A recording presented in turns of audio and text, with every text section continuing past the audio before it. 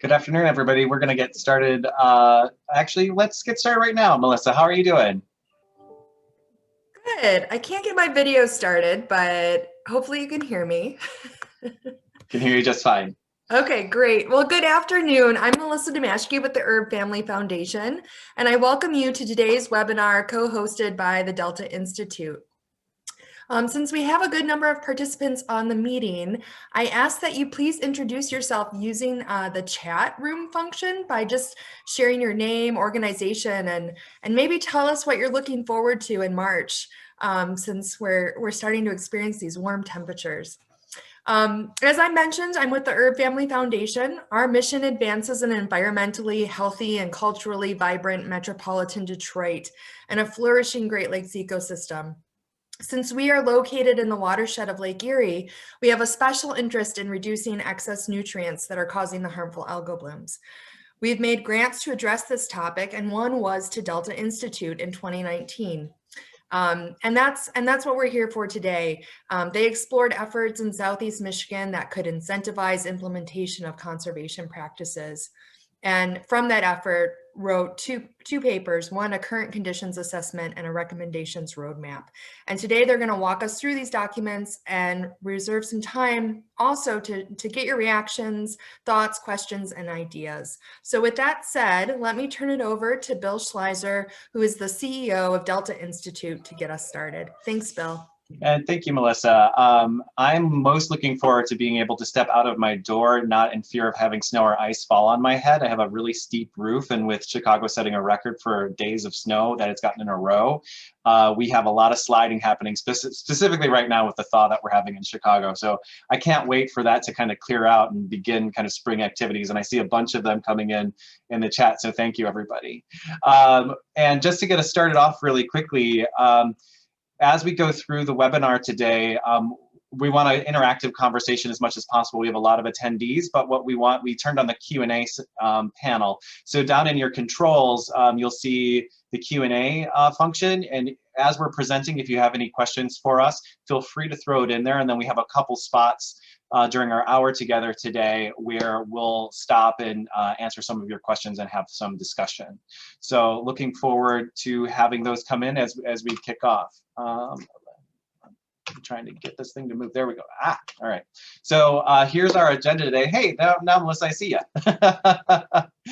So just a quick welcome, and then I'll do a quick introduction of Delta, and then I'll kick it over to Olga Leandries from Delta staff to talk about our project. We'll stop for some questions and discussion and talk about what our next steps are on the project and what we're doing at Delta Institute overall and how you can participate. So looking forward to all of that with you all. So first, just quick introductions. Like Melissa said, I'm Bill Schleiser from Delta Institute, CEO. I've been on staff at Delta since 2004. I grew up in rural Wisconsin, and my dad was a potato farmer. So agriculture and environmental quality are kind of core to me, and I'm always looking for ways to create more sustainable agricultural production, which is good both for the environment, but also for the farmer. This needs to work for the farming community, and that's what's really important to me. And I'm joined today by Olga, our senior program specialist, who's been leading this project. So Olga, you can give an introduction when I toss it over to you, but I'll just quickly move through and just give you a quick overview about Delta Institute. We work throughout the Midwest, collaborating directly with communities, both in urban and rural areas, to solve complex environmental challenges. And the challenge around improving environmental quality and agricultural production in the Midwest is definitely a complex one, and it's something that we focus on in our initiatives. We think that we can have a region throughout the Midwest where all communities and landscapes are thriving by taking a look at both improving the environment, improving economic opportunity, but as well as addressing social challenges. And we exist to do exactly that. We know that both in urban and rural communities, we've been hit hard by policy and investment and disinvestment. And there are ways to get over this by creating new programs and initiatives and rethinking how we do things. And that's what we do here at Delta, is that we partner directly with communities and groups throughout the Midwest to do that exact thing through two portfolios of work: our Thriving Landscapes. We're really looking across watersheds, including agriculture, and thriving communities, working in small and large towns throughout the Midwest to improve sustainability and create economic opportunity. And specifically in our Thriving Landscapes portfolio, we're really looking at ways to think about our landscapes differently. How do we think about how we value what we do on the land and how we value the land? How do we utilize soil health as a guide for improving both how our landscapes and ecosystems work, how agriculture functions, but also how we deal with the impacts of climate change? How do we create regenerative marketplaces and use demand as a way to really bring dollars into agriculture so that we can be doing things that are economically viable for farmers, but also improving the environment? And then how do we finance that? How do we support this transition into a more regenerative agriculture that both improves the soil, the land, and the farmer's bottom line? And with that, I'm going to throw it over to Olga. Thanks, Olga. Thanks, Bill. Yeah, my name is Olga Leandris. I've been at Delta for about 4.5 years now, and I manage the portfolio of landscape projects that Bill had described just a second ago.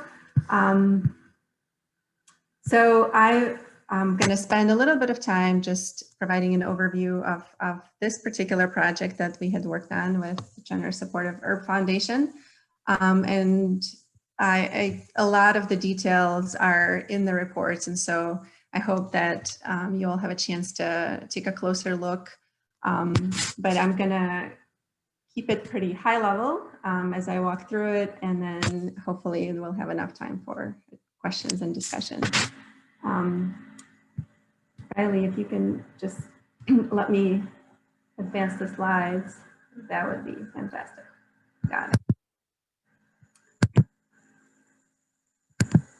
All right, so just to provide some context, the project goal was to engage landowners, land managers, and farmers in Southeastern Michigan to find ways to improve water quality in the Great Lakes Basin, in Lake Erie in particular.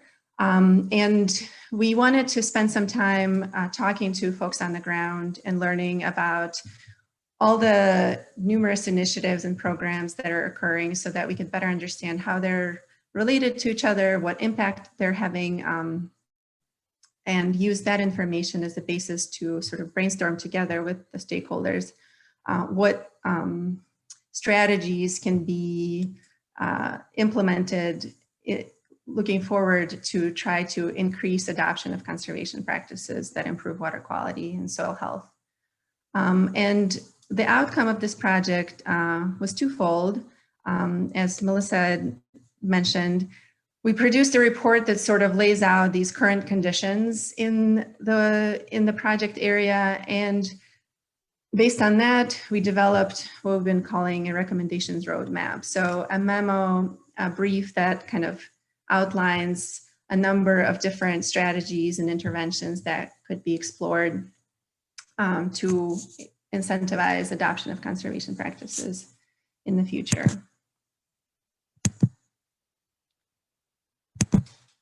So just quickly to orient everybody, this was our project geography, these 4 counties that are highlighted here on the map: Hillsdale, Lenawee, Monroe, and Washtenaw counties. And you could see the county boundaries overlap 7 different watersheds, all except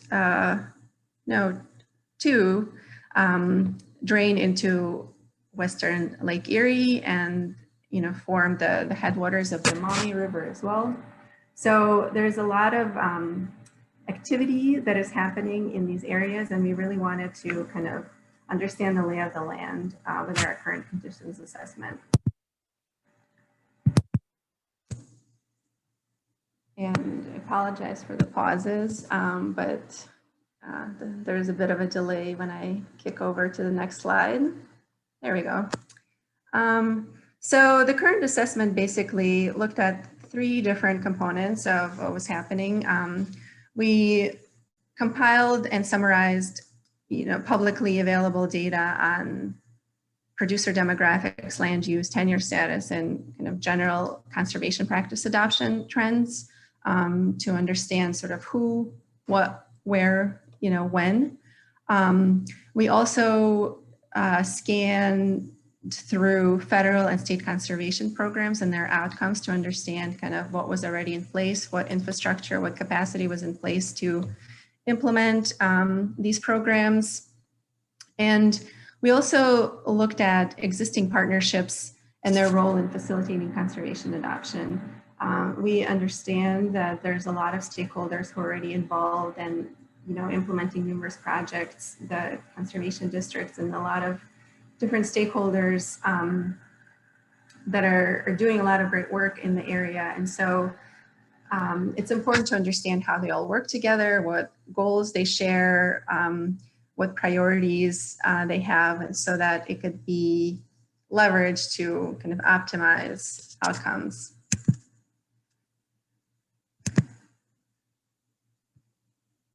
So just quickly, I'll scan through some of these data that we also summarize in the report, of course. This graph just shows you kind of the number of operations in these 4 counties. You see that the majority are small farms in Michigan. 39% are 10 to 50 acres.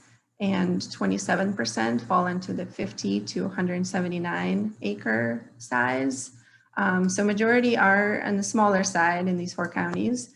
And we're not showing this here, but if you look at the data over time, you do see some consolidation of farms, similar to national trends. Farms are getting larger and there are fewer of them over time.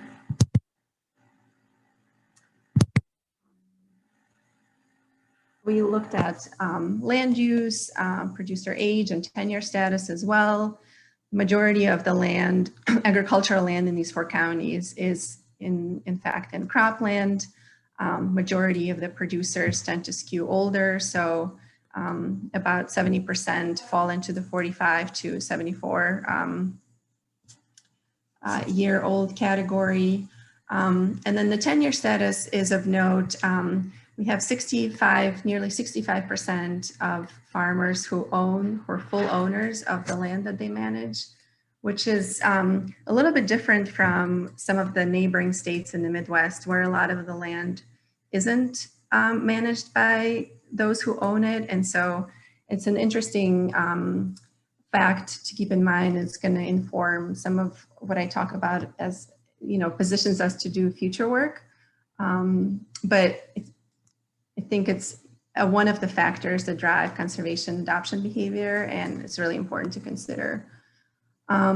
We looked at sort of commonly applied management practices, and conservation tillage is something that we see more of than any other practice in these 4 counties.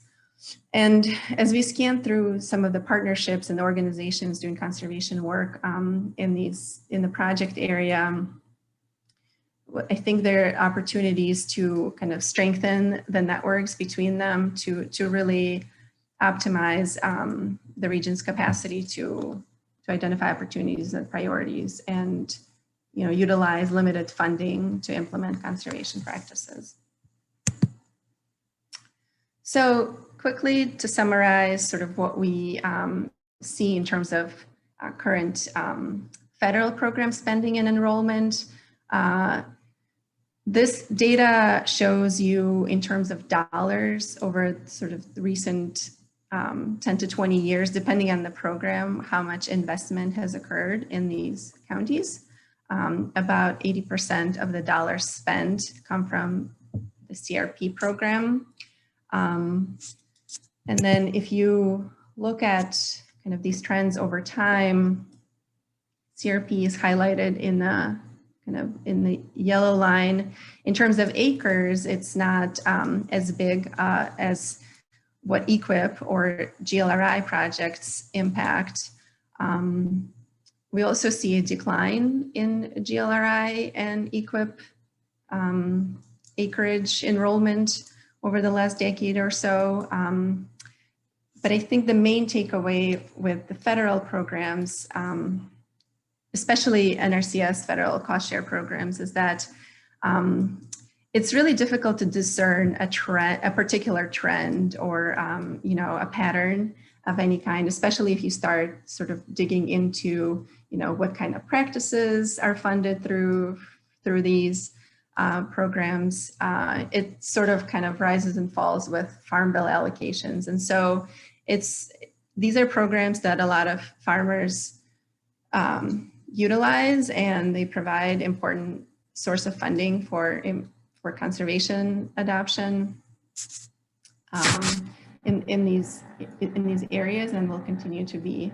But there's definitely opportunities for leveraging and kind of adding and building on top of activities that federal programs catalyze in the area. We also looked at some state programs. And again, these are just the highlights. There's more detail in the report.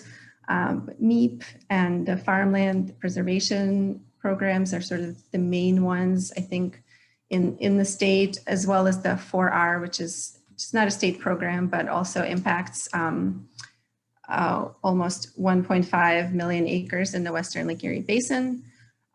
So the MEEP, one thing to kind of point out is these programs all have different approaches as far as reporting and tracking data. And so it's pretty difficult to compare them to each other, or to even kind of be able to assess impact that, you know, is comparable across programs.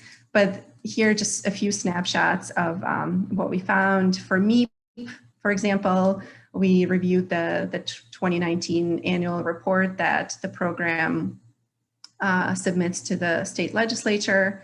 And in 2019, it has verified and re-verified over 1,000 farms across the state, which is about 3.5% overall of all ag land in the state. In the 4 counties that we have focused on in this project, that equated to 94,500 acres. The MEEP program also reports on outcomes in terms of sediment reduced, phosphorus and nitrogen reduced. And so if you sum across the 4 counties, in 2019, the program resulted in about 72,000 tons of sediment reduced, 116,000 pounds of phosphorus, and 235,000 pounds of nitrogen reduced. For the farmland preservation program, there are over 3 million acres have been protected in Michigan through this program, and slightly over 300,000 acres fall into the 4 counties of the project area. For the 4R program, we found only 4 of the 4 operations in the counties in the project area kind of use this program. So I think there may be an opportunity to expand that in the future. So after kind of doing this scan, a lot of the data was, you know, publicly available reports and databases and inventories. We wanted to really share what we, you know, these findings with the stakeholders to understand why we were seeing, what this data meant, what these trends meant, and really kind of ground ourselves in kind of what was happening from the perspective of people who are on the ground day to day. And so we conducted extensive outreach to folks in the agricultural sector in these areas, including district staff, watershed council staff. We spoke with folks on NRCS and Michigan Association of Conservation Districts, as well as university, Michigan State University and Extension staff who are doing a lot of these projects on the ground. We had several kind of roundtable discussions to really dig into what these current conditions look like, understand them, and then use that information to prioritize what kind of strategies we can explore moving forward. And we wanted to evaluate not just kind of how we can grow existing programs, but also look at 4 strategies that fall into sort of more exploratory and market-based solutions, such as risk mitigation, land tenure security, ecosystem market services, and financing and investment instruments that can help drive investment into conservation. And the roadmap lays out a lot of the kind of barriers and opportunities associated with these strategies, identifies some potential actions, provides examples and sort of little mini case studies about how some of strategies in these categories have been implemented in other places in the Midwest and beyond.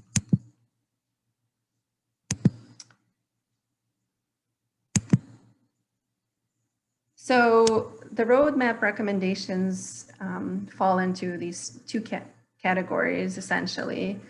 The first one is, building on existing activities and programs in the watersheds in the area. And the second set of recommendations involves exploring new mechanisms that incentivize farmer-driven conservation adoption through risk mitigation, land value, and ecosystem markets.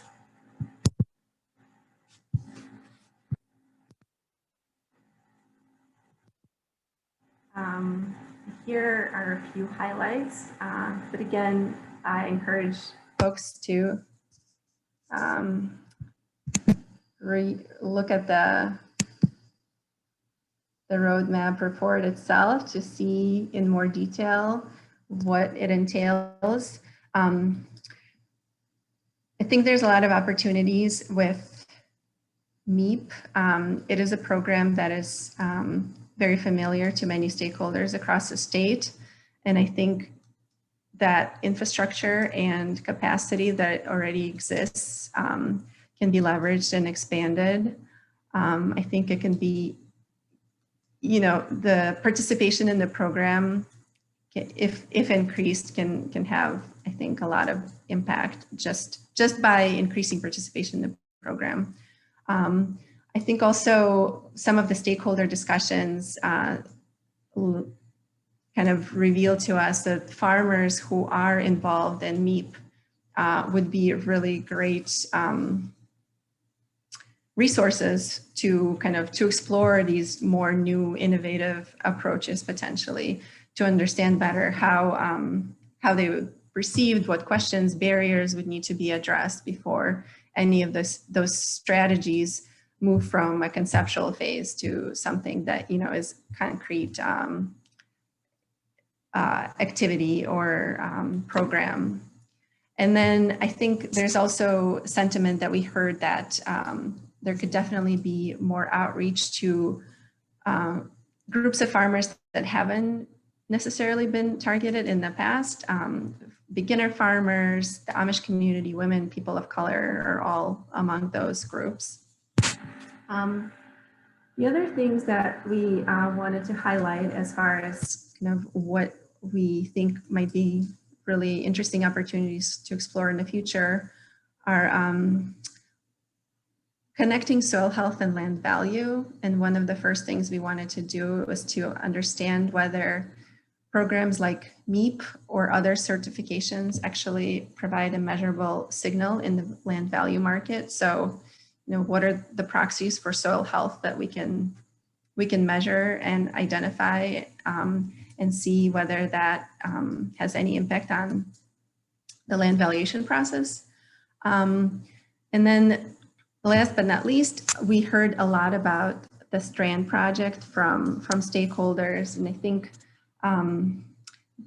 if there are opportunities to expand that project and fund it for a longer period of time, this may be something worth pursuing. One of the things we heard over and over again from many of the stakeholders that we talked to is that farmers don't have time to really buy in and enroll in programs that spring up for a short amount of time as pilot projects, and then, you know, end as the project term ends. And so having programs kind of stick around for longer, programs that are easy to enroll in, is really key in kind of making conservation advancements stick on the landscape in the watershed. So I think Strand is an example of a project where that has seen a lot of success and popularity, and if it were to kind of stay on for longer, probably have even more impact. So I think with that, I'm gonna pause and then see if there are any questions. Thanks, Olga. I've seen one question come through, and then our partner Lori at MACD has thrown in a great comment about an update around MEEP and the website. And what they're doing around outreach and education. So thank you, Lori, for putting that in. I would recommend if anybody else has other, you know, resources or updates of their work, feel free to throw it into chat. There'll also be an opportunity to contact us to collaborate more as we're finishing this up. So the first question that we had that I was able to catch come through was around kind of the definition of what is considered conservation tillage and the numbers that we looked at. You know, beyond no-till, what are the other practices that are rolled up into what's defined as conservation tillage? I will start with a guess that it's probably also into there besides no-till is reduced till and strip till practices usually get pulled together, but I want to just check with Olga that that's what she thinks that number consists of as a conservation tillage number as a whole. Yeah, so conservation tillage includes no-till and reduced till. I think that's how those are NRCS numbers, and so that's how they break it out. So it's both of those. Thanks, Olga. And we have a question that just came through. What were the specific practices within the Strand project that folks really liked?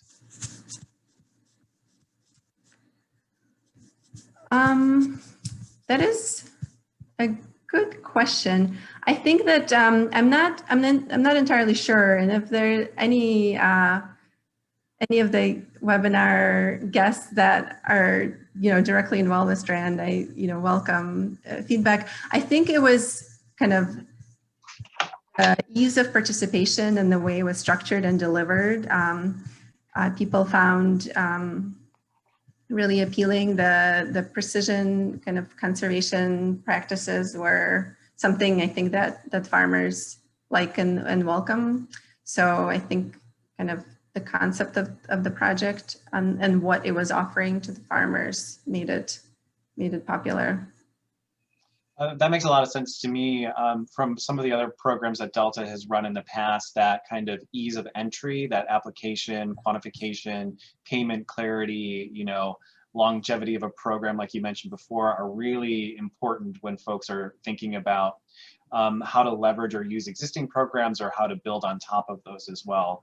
Delta currently has projects in other watersheds in Michigan and Illinois, and has done work in Wisconsin and some of the other states as well that really look at how does it work for a farmer, and can you put together a program that's really easy to navigate and clear about what practices are in and out, so that a farmer can really plan in advance what they could be doing to participate.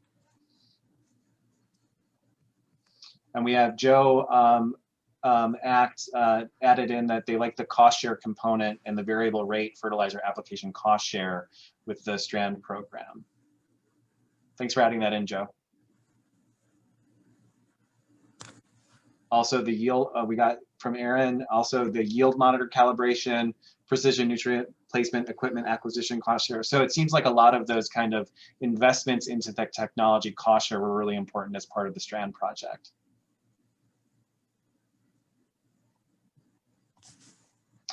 So as we're waiting for some more questions or comments and resources to come in, Olga, what was the most surprising from you and the Delta team around kind of what we found in the landscape assessment, demographics wise or, you know, practice wise? You know, to be honest, I think that none of it was really all that surprising to me. I mean, there's a lot of great work that's happening. You know, there's a lot of good planning efforts and a lot of very dedicated people, all sort of striving towards the same thing, but I think are all kind of running up against limited resources and limited kind of bandwidth to do more. And so I think, you know, we'll talk about the recommendations roadmap and kind of, well, next steps that we're gonna pursue, but I think any of the projects within, you know, the recommendations roadmap that we identify or the strategies could be, you know, developed further and really help kind of leverage and optimize existing resources and existing activities. I think one of the things that I was most surprised about that you pointed out was the tenure and who's actually farming the land in these 4 counties. Because we've seen in many other states and watersheds where most of the farmers don't own the land that they're actually farming. And it was really great to see that in these 4 counties, we had kind of like a flip of that. So that was something that's kind of unique to this area that we found. And then I see a question coming in. Well, just one comment from Joe around the Strand project is that the equipment cost share dollars were expended in 2 weeks. So that obviously means that the demand is huge for that sort of thing. And what could we be looking at to help structure something that, you know, makes that go farther or leverages programs in ways that allows more cost share to be going to those practices that farmers really want to be investing in. And it seems like technology investment is one of those things that's going to be really important moving forward. And question from Melissa around the size of the acreage that's in MEEP that's in the Lake Erie watershed. I don't have that answer, but Olga, maybe you do? Yeah, so that 95,000 acres, that is, the number of acres that have been verified in 2019.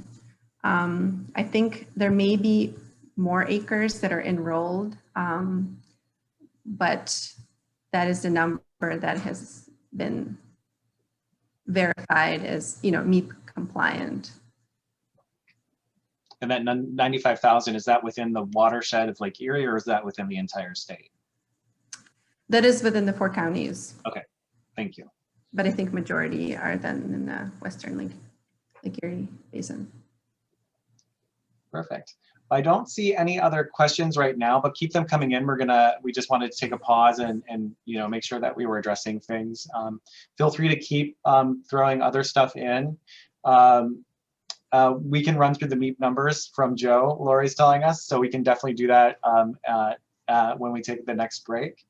And we will, let's move on and talk about where we're going with the project. And then we can have we're gonna have another round of questions and discussion.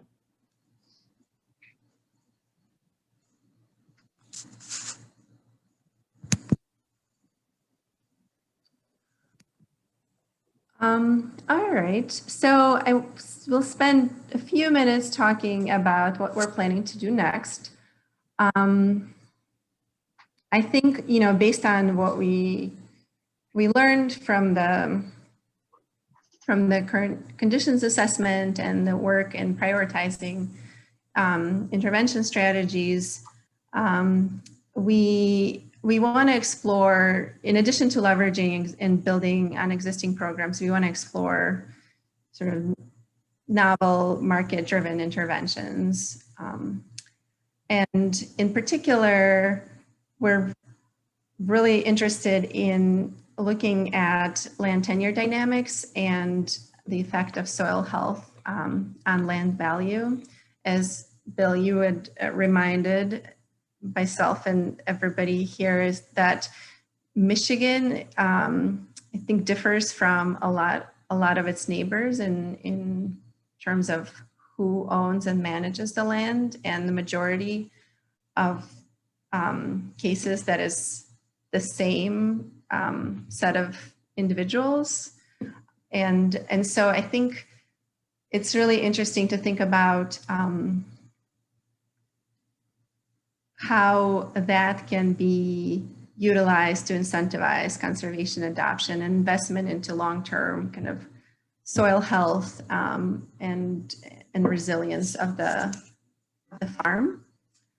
And so we're gonna focus on exploring that in the next phase of work for the next year and a half. We want to take a deeper dive and understand the land valuation process in Michigan.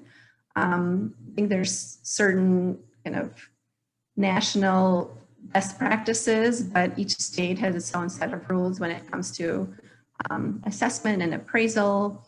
And so we want to engage stakeholders who work in that sector, in land brokers, appraisers, lenders as well, to really understand what that process looks like from their perspective, and then develop a framework that can integrate soil health into that process. We're also trying to keep it practical. We want to come up with some specific actionable items based on what we learn from the stakeholders, so we can, at the end of the project, have a couple of prototypes of what can be different in how that process plays out in the day-to-day of the practitioners, so that soil health can actually be explicitly integrated into the land valuation process, and in a way that allows the folks who work in the sector to apply what we've learned. We're partnering with Michigan State University on this. Michigan State does an annual land value survey, which looks at land value trends and rental rates in the state. And so we're excited that the 2021 survey is going to be launching this spring. So we're going to include a few additional questions to try to understand how land management and soil health factors into people's thinking about land value. We're going to start with that and go from there. So if there are folks on the webinar here who work in a sector, are interested in kind of discussing this idea with us, or can introduce us to folks who work in the sector, I hope you will get in touch with us and let us know, and we can work together to kind of really dive into this topic. And I think I'm going to kick it over to you, Bill. Yeah, thanks, Olga. And Riley, when you have a chance, just throw control over to me so I can advance the slides. And we're going to get into a couple of questions in a minute. I just wanted to, restate that we're going to be, as Olga mentioned, continuing to talk to a lot of stakeholders, both in this specific geography, but across Michigan as a whole. That really does talk about that linking to soil health and land value, and we have a couple of questions in around that. So we'll definitely get to those questions in a minute. But really the collaboration of this work is key to how we move forward. And our ultimate goal is to improve the Great Lakes water quality, but also increase stewardship of land, and really doing this in a way that is farmer first and producer first, and utilizing the great work that's already on the ground. That's really important to us. There's such a great infrastructure that's been built over many years, and we want to utilize that.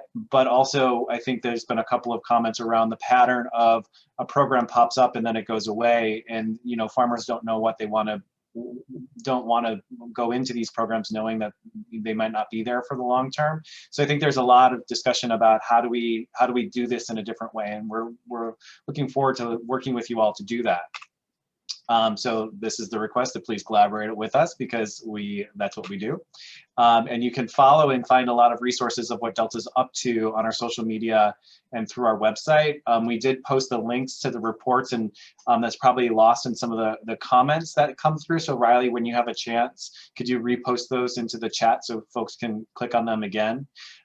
Specifically, this page is at the Southeast Michigan Land Stewardship Project if you go to the Delta website. Additionally, just no, 1 second, we have a lag in the controls a little bit. So let's get into like the final questions. We've had some really great questions come in. So let's kick it off with a question from Joel Kalpinski. And Olga, I know this is one that you're gonna like because he's asking what are the parameters that we think about when we're determining soil health, and how do we value what soil health means, and how do we look at that? And I can tell you from the work that Olga's done, she's been out in the field doing soil testing method, like coring herself during the pandemic. So it's been great we've been getting our hands dirty trying to figure that out, Joe. I'll kick it over to Olga.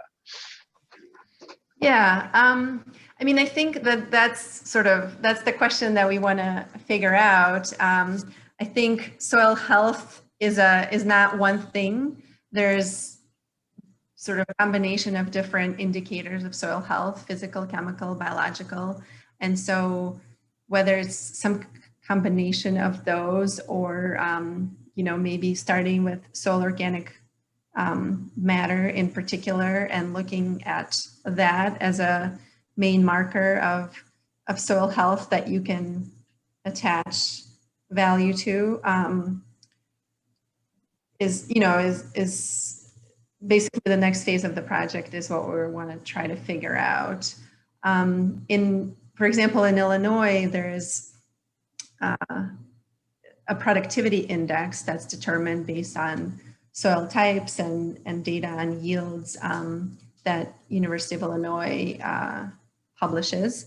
And so there's potentially a way to adjust that soil productivity index that can be based on different management systems. And so I think the first step will be for us to look at what the process is in Michigan, and if there's anything analogous or similar to that, and see, whether we can find these levers that allow us to assign value to the land that's not based just on yield, but also on parameters related to soil health.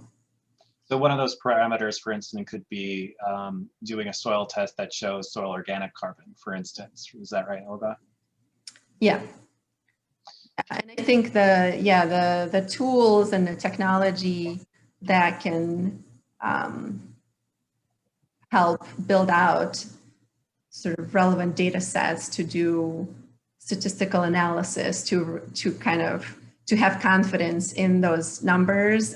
That's all, rapidly developing and coming online. So I think sort of figuring out what data needs, gaps exist, and then plugging them will be kind of a lot of what I think will be happening in the near future.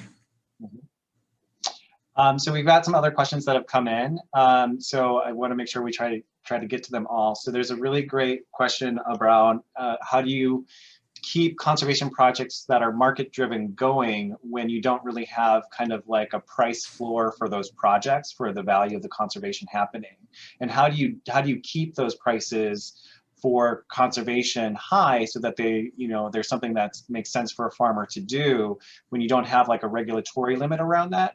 And can markets address that challenge without actually creating an agricultural regulatory framework? And Delta's run a lot of programs in the past and currently around this particular issue. And you're absolutely right. How do we get the prices for what's happening on the ground, high enough? And what we're seeing, hopefully, is there could be other drivers that are not regulatory per se. They're more consumer driven and kind of value chain driven from folks that are buying the products being produced on agricultural fields. So we are actually looking at other ways for these conservation practices to be valued outside of a regulatory framework. It's always great if a state or a federal agency can help support and promote these policies and practices, but we also want to make sure that it doesn't go into kind of that regulatory permitting, because we know that that's not an area that's really tenable for, you know, making this stuff go to scale, and would create a lot of barriers and friction to make that happen. So I think there are a lot of other drivers that we're looking at, and that's why we are looking at things like land valuation and assessment as one of those things that might be able to change how we think about how we price the conservation practices that are happening on the land. And then we have a question around, do we see a potential for paying farmers for sequestration of carbon through regenerative agriculture? And I hope the answer is yes. There are lots of protocol and methodologies around soil sequestration for farming out there. And Olga and I have read most of them now. And we hope that there is a way for farmers to be front and center around mitigating the impacts of climate, but also being stewards that help deal with climate change by changing practices on their field and getting paid for it through a carbon program. Right now, there's lots of both public and private companies and organizations that are trying to figure out how best to do that across the nation, across the Midwest. And we're trying to figure out, you know, what is going to be easiest for a farmer to be able to do that, because right now the methodologies are pretty complex and they're kind of wide open. So what we're doing at Delta through some of our other programs is really trying to figure out what's going to be the best way to structure carbon programs or climate programs for farmers to participate in. But that's a great question. I do see it as potential, but right now there's just too many barriers to make it worth a farmer's time, to be perfectly honest, and getting it to scale. So we're trying to figure out how to break that down and make it easier and more accessible for farmers of any size to participate. So thank you for that. That's a great question. And then we have a comment here that extension educators from MSU Extension are chairing the group that are thinking about how to best quantify soil health. So we'll probably follow up with you to chat with what they're thinking about in that process. So thank you so much for adding that into the question and answer section, because those are the types of resources that we're definitely looking for as we're kicking off this next phase of work and really looking forward at it. Want to make sure that I'm covering everything. I don't think I've missed one yet, but I don't know, there was a lot of chat happening. Any other, so I think we've got a response. We're hoping to be able to better parse data from meat programs and acres soon. Thanks, Joe, for adding that into the chat. Any other questions that folks have for us, or things that they want to make sure we know about or want to share with the group as well? We want to make sure that this, you know, is valuable to everybody that's involved in trying to make a more sustainable agricultural sector in Michigan.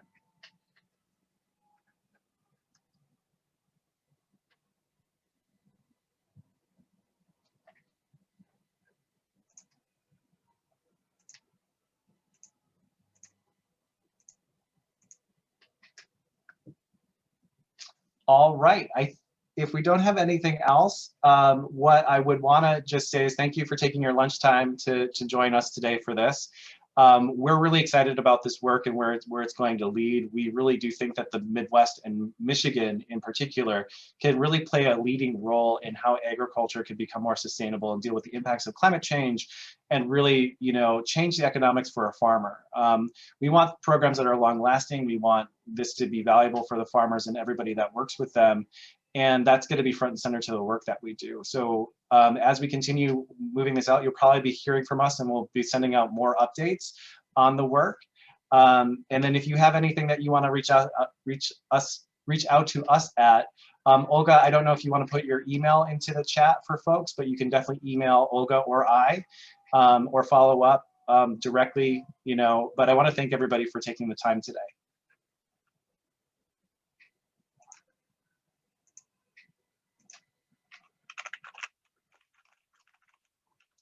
Putting it into chat right now. I don't misspell it. Here we go.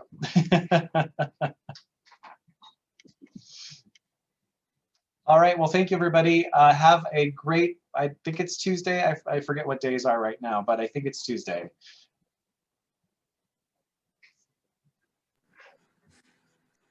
Thank you for your time.